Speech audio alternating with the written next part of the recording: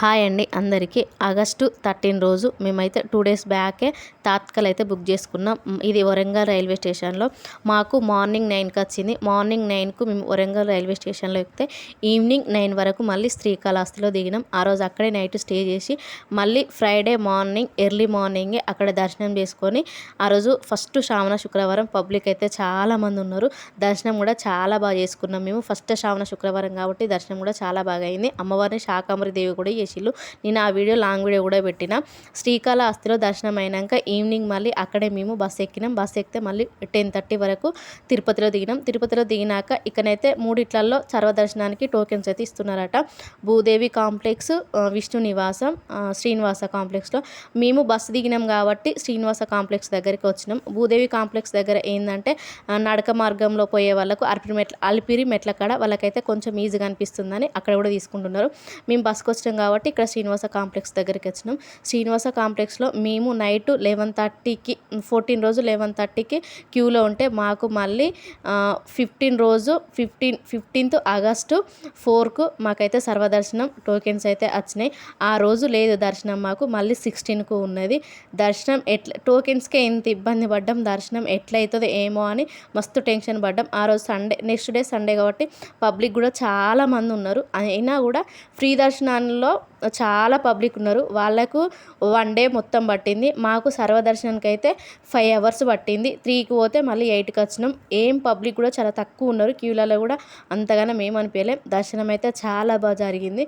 మేము 3 years back పోయినాం కానీ ఇంత బాగా జరగలేదు దర్శనం. అప్పుడు మేము కాలినడకకి వెళ్ళినాం కానీ ఇంత బాగా దర్శనం జరగలేదు. ఎందుకంటే అప్పటికి ఇప్పటికి ఇంకా బాగా చేంజ్ అయింది తిరుపతిలో. అప్పుడు మేము కాలినడకకి వెళ్ళినప్పుడు అక్కడ టోకెన్ తీసుకొని రాపియాలి అట్లా అన్నారు. కానీ ఇప్పుడైతే మనకు ఆధార్ కార్డుల మీదనే సర్వదర్శనం అని టోకెన్స్ అయితే ఇస్తున్నారు. ఈసారి ఏమి ఇబ్బంది కాలేదు.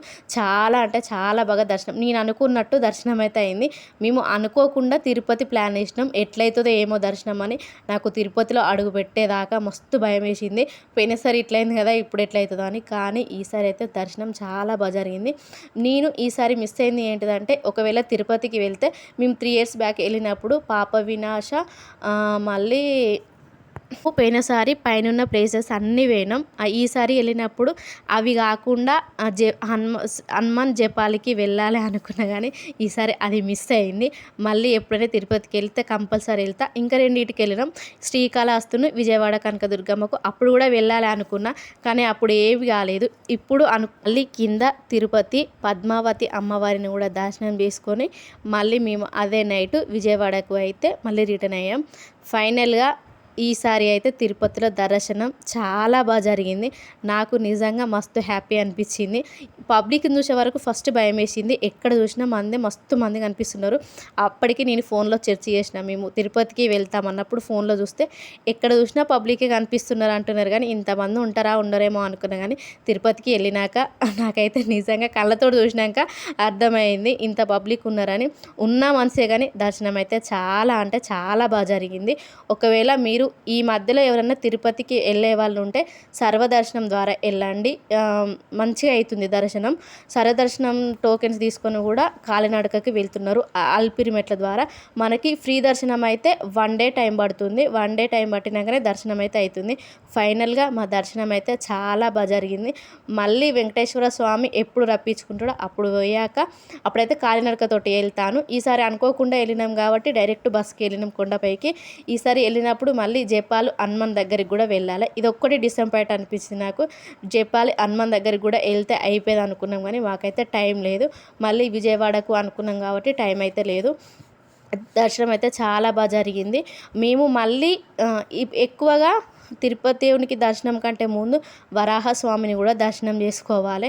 వరాహస్వామి దగ్గర కూడా మాకు 2 hours అట్లా టైం పట్టినట్టున్నది. చాలా పబ్లిక్ ఉన్నారు అక్కడ కూడా. అప్పుడు వరాహస్వామిని దర్శనం చేసుకొని మళ్ళీ మేము ఇక్కడ ఈ దేవుడి కూడా తిరుపతి దేవుని దర్శనం చేసుకున్న వరకు మాకైతే 5 hours అట్లా టైం అయితే పట్టింది. ఫైనల్గా మా దర్శనం అయితే చాలా అంటే చాలా బాగా జరిగింది. నాకు కూడా ఫుల్ హ్యాపీ. అనుకోకుండా మేము వెంగమమ్మ అన్నప్రసాద కేంద్రంలో భోజనం కూడా చేసినాం తిరుపతి దేవుని. ఇంకా హ్యాపీ అనిపించింది. అట్లనే తిరుపతిలో కూడా కొంచెం చిన్నగా షాపింగ్ చేసుకొని ఫైనల్గా మళ్ళీ పిలుస్తాడనే ఆశతోటైతే తిరిగేసి ఇంటికైతే వచ్చినాం. ఎవరన్నా శ్రీకాళహస్తి వీడియో చూడకపోతే శ్రీకాళహస్తి వీడియో కూడా టైప్ చేస్తా చూడండి. ఈ తిరుపతి దేవుని కూడా లాంగ్ వీడియో పెడతా చూడండి. వీడియో నచ్చితే లైక్ చేసి ఛానల్ అయితే సబ్స్క్రైబ్ చేసుకోండి. మా దర్శనం అయితే ఫైనల్గా చాలా బాగా జరిగింది. పబ్లిక్ చూడండి ఎంతమంది ఉన్నారో, అసలు షార్ట్ వీడియోస్ కూడా పెడతాను.